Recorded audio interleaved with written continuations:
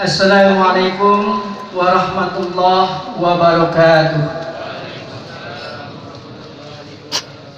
Innal hamdalillah nahmaduhu wa nasta'inuhu wa nastaghfiruh wa na'udzu billahi min syururi anfusina wa min sayyiati a'malina. May yahdihillahu fala mudilla lahu wa may yudlil fala hadiya lahu. Asyhadu an la ilaha illallah wa asyhadu anna Muhammadan abduhu wa rasuluhu la nabiyya ba'da. Allahumma shalli wa sallim ala sayyidina Muhammadin wa ala alihi wa sahbihi wa man tabi'ahum bi ihsan ila yaumil amma ba'd. Yang kami hormati keluarga besar almarhum Abuya Kiai Haji Muhammad Mahfud bin Abdul Aziz, yang kami hormati seluruh habaib yang sudah hadir dalam kesempatan ini, mudah-mudahan diberikan panjang umur, sehat walafiat, dan juga diberkahkan oleh Allah Subhanahu wa taala. Amin. Dan juga kepada seluruh jamaah yang sudah hadir dalam kesempatan ini, mudah-mudahan semuanya dalam keadaan sehat walafiat. Amin ya Allah ya rabbal alamin. Manaqib biografi Abuya Kiai Haji Muhammad Mahfud bin Abdul Aziz. Kelahiran Abuya Kiai Haji Muhammad Mahfud bin Abdul Aziz. Abuya Kiai Haji Muhammad Mahfud bin Abdul Aziz lahir di Bangil, Pasuruan, Jawa Timur pada tanggal 6 Juli 1959 dan merupakan putra kelima dari 8 bersaudara dari pasangan Kiai Haji Abdul Aziz dengan Ibu Muayyad binti Haji Ilyas. Sejak kecil, kedisiplinan dan kesederhanaan telah ditanamkan oleh kedua orang tuanya, sehingga mengantarkan beliau menjadi sosok pribadi yang mempunyai akhlak dan sifat-sifat yang terpuji. Beliau Abuya Kiai Haji Muhammad Mahfud bin Abdul Aziz dikaruniai 1 orang putra dan 4 orang putri. Mereka adalah Al-Ustaz Muhammad Thohir, Ummu Salamah, Maria Ulfah, Nafisatul Zahra, dan Ummu Habibah. Pendiri Abuya Kiai Haji Muhammad Mahfud bin Abdul Aziz, pendidikan beliau dikatakan, tuntutlah ilmu walau ke negeri Cina. Kata tersebut memberikan semangat bagi orang-orang yang ingin menuntut ilmu. Kemudian juga dalam Al-Quran juga telah dijelaskan tentang keutamaan orang-orang yang menuntut ilmu. Di antaranya tertera di dalam surat Al-Mujadalah ayat 11, yang artinya Allah akan meninggikan derajat-derajat orang-orang yang beriman di antaramu dan orang-orang yang diberi ilmu pengetahuan, dan Allah Subhanahu wa taala Maha mengetahui apa yang kamu kerjakan. Pendidikan adalah suatu proses dilakukan secara sadar atau disengaja guna untuk menambah pengetahuan, wawasan, serta pengalaman untuk menentukan tujuan hidup seseorang, sehingga bisa memiliki pandangan yang luas untuk ke arah masa depan yang lebih baik, dan dengan pendidikan itu sendiri dapat menciptakan orang-orang yang berkualitas. Menurut pandangan pendidikan Islam, fungsi pendidikan itu bukan sekedar mengembangkan kemampuan dan mencerdaskan otak peserta didik, tetapi juga menyelamatkan fitrahnya. Oleh karena itu, fungsi pendidikan dan pengajaran Islam dalam hubungannya dengan faktor anak didik adalah menjaga, menyelamatkan, dan mengembangkan fitrah ini agar tetap menjadi al-firasatul salimah dan terhindar dari al-fitratul ghairu salimah.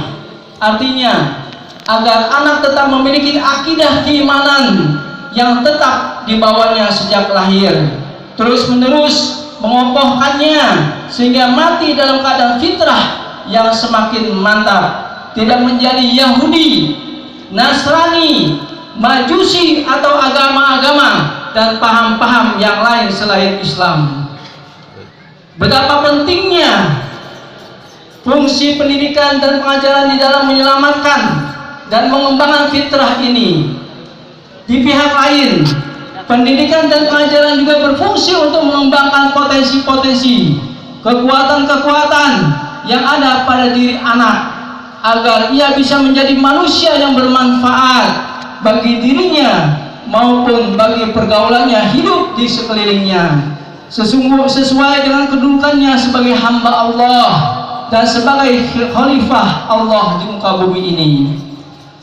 Bagi Abuya Kiai Haji Mahfud, pendidikan agama selain diperoleh dari kedua orang tuanya, Abuya juga mendapatkan pendidikan keagamaan di madrasah Raudatul Hikmah Rembang, Bangil, Pasuruan, serta Kiai Badri yang terkenal kewaliannya di kota Bangil, Kabupaten Pasuruan, yang senantiasa membina dan membimbingnya dengan penuh kasih sayang dan penuh kesabaran.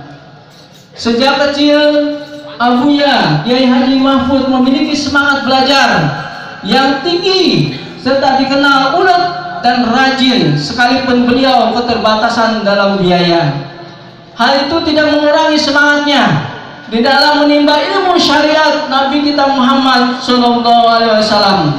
Terbukti ketika beliau ingin mempelajari kitab Ihya Ulumuddin dengan salah satu ulama besar ahli tasawuf di kota Pasuruan, yaitu Kiai Khwaisyairi.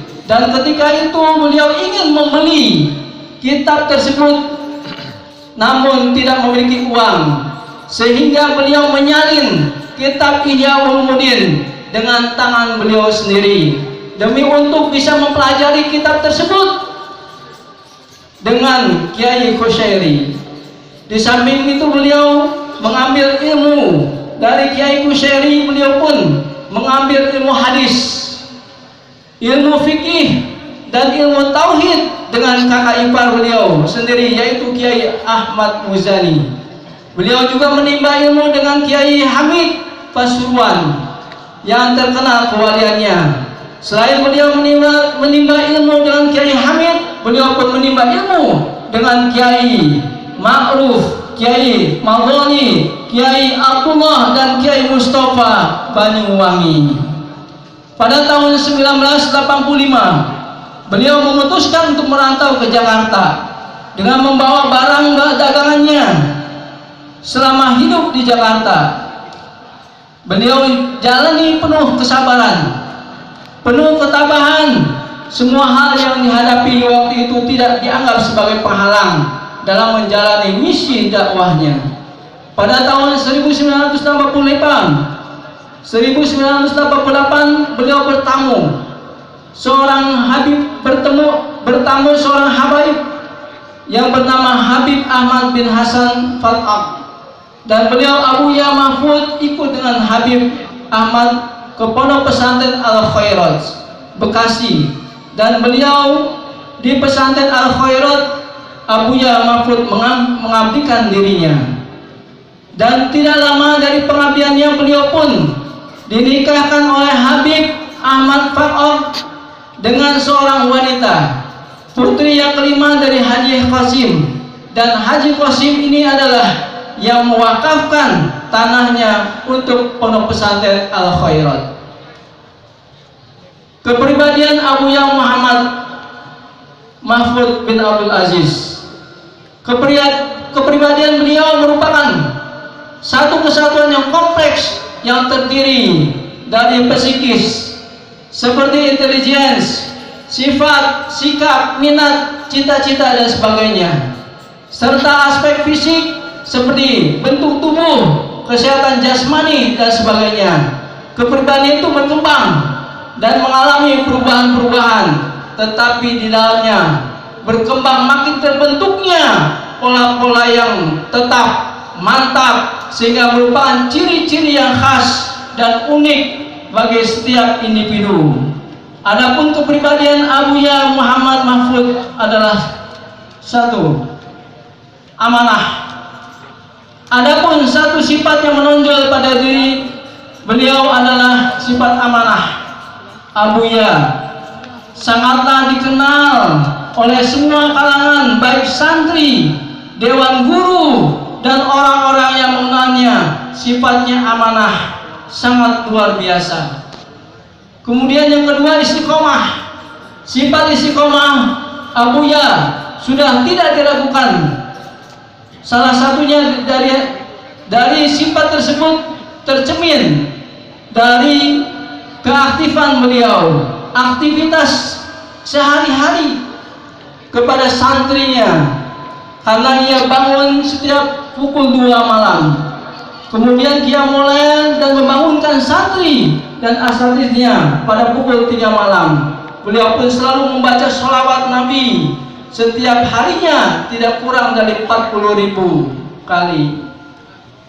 Kemudian kedermawanan yang ada pada beliau tumbuh dan berkembang sejak ia masih muda. Karena hal tersebut sudah ditanamkan oleh orang tuanya, sehingga ia tumbuh dan berkembang mampu. Jiwa sosialnya terutama memiliki kepedulian kepada fakir miskin dan anak yatim. Bentuk kepedulian tersebut terhadap mereka diantaranya adalah bahwa beliau biasa membagikan hadiah pakaian di hari raya, beras dan kebutuhan sehari-hari, membagikan daging kurban kepada para tetangga pondok, famili yang tidak mampu, serta kepada orang-orang yang datang meminta bantuan. Kemudian kesederhanaan beliau. Apabila orang bertemu dengan Abuya dan orang tersebut sebelumnya belum mengenal ia, maka orang tersebut tidak akan menyangka bahwa sosok Abuya ulama yang sangat dihormati dan disegani, karena ia memang mempunyai kepenampilan yang sangat-sangat sederhana.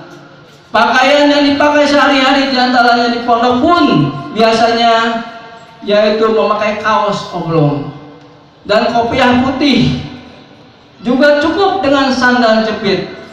Walaupun keluar kota, kecuali apabila ia akan sholat fardu, yang harus menampilkan sebagai sosok murabi, pendidik, dan memberikan contoh kepada santrinya, maka ia akan berpakaian lengkap dengan jubah, imamah, dan ridanya. Selain kesederhanaan dan berpakaian, ia juga memiliki kesederhanaan dan pola kehidupan sehari-hari. Banyak orang yang tertarik dan menaruh simpati kepada beliau ketika membandingkan fasilitas pondok yang serba lengkap dan baik dengan rumah yang dimiliki beliau yang atapnya masih rusak dan sering bocor karena tidak sempat untuk diperbaiki, serta perabot rumah tangga yang semuanya serba biasa-biasa saja. Hal ini sudah menjadi pilihan yang lebih baik, terkonsentrasikan memikirkan bagaimana memenuhi fasilitas santri dan pondok pesantren. Masyaallah muslimin rahimakumullah. Bahkan pada saat awal pindah di Pasir Angin, pondok sudah berdiri dengan bagus, tetapi ia sendiri masih tinggal di sebuah rumah yang belum selesai dalam bangunannya. Kemudian sifat beliau yang selanjutnya adalah ikhlas, sebagaimana sering diungkapkan oleh beliau dalam menasihati para santri dan juga para guru agar senantiasa menata niat dalam setiap tindakan dan amal yang dilakukan. Hal ini merupakan cerminan dari kepribadian beliau yang senantiasa menjadikan keikhlasan sebagai fondasi dari setiap amaliyah yang beliau laksanakan, termasuk pendirian pondok pesantren. Sebagai sebuah bukti dari keikhlasan beliau ketika ada sahabatnya yang mengusulkan agar membuat papan nama pondok di tepi jalan. Namun beliau tidak langsung mengabulkannya permintaan tersebut. Namun karena beberapa kali sahabatnya terus tetap mengusulkan dengan alasan banyak orang yang tidak tahu lokasi pondok pesantren dan sering kesasar dan bingung mencari alamat pondok, baru hal tersebut dikabulkan oleh beliau. Demikian pula ia dalam merekrut seleksi guru-guru, maka yang pertama kali dilihatnya adalah keikhlasannya. Para guru baru yang mau mengajar di pondok diuji tingkat keikhlasannya, karena ia berpendapat bahwa apabila guru tidak ikhlas maka akan menularkan ilmu yang tidak ikhlas pula. Masyaallah muslimin rahimakumullah. Detik-detik terakhir kepergian Abuya Muhammad Mahfud bin Abdul Aziz rahimakumullah. Tidak ada yang kekal di dunia ini. Semua pasti akan kembali kepada Yang Maha Kuasa. Begitu juga dengan Abuya Mahfud bin Abdul Aziz yang sebelumnya tidak nampak akan dekatnya ajal, kemudian sakit tiba-tiba, kemudian meninggalkan kita semua. Namun beberapa bulan sebelum wafatnya, beliau selalu membahas tentang kematian, termasuk kepada saya sendiri, kepada siapapun yang berkunjung padanya. Dan bahkan 1 tahun sebelum beliau wafat, beliau mengatakan kepada salah satu jamaah, nanti akan ada satu wabah yang menimpa dunia, dan bahkan umat muslim saat itu akan sulit untuk beribadah. Dan perkataan beliau terwujud, yaitu dengan wabahnya pandemi corona COVID-19. Dan beliau kembali ke hadirat Allah Subhanahu wa Ta'ala pada hari Selasa tanggal 13 Juli atau 5 Zulqa'dah jam 9.50 waktu Indonesia Barat pada tahun 2019 kemarin. Kepergian Abuya Mahfud bin Abdul Aziz ini membuat orang-orang di sekelilingnya, santri yang serta orang yang mengenal beliau merasa sangat-sangat kehilangan tokoh yang sangat berpengaruh dan mempunyai karisma. Abuya mewariskan ilmu sedemikian yang dimilikinya dengan meninggalkan pondok pesantren ini, Darul Lughah wa Dakwah, sebagai tempat untuk memperdalam ilmu-ilmu agama bagi para murid-murid yang sangat dicintai beliau. Mewariskan anak-anaknya yang soleh dan solehah yang menjadi penerus dakwah beliau, sebagaimana yang disabdakan oleh Nabi kita Muhammad SAW, apabila seorang anak Adam meninggal maka terputuslah seluruh amalnya kecuali ada 3 hal, yaitu sedekahun jariyah yang ditinggalkannya, ilmu yang diwariskannya, dan anak yang soleh yang berdoa untuk orang tuanya. Semoga kita semua yang hadir di acara ini mudah-mudahan mendapatkan keberkahan atas jasa beliau. Amin amin ya Allah ya rabbal alamin. Wabillahi taufiq wal hidayah. Assalamualaikum warahmatullahi wabarakatuh.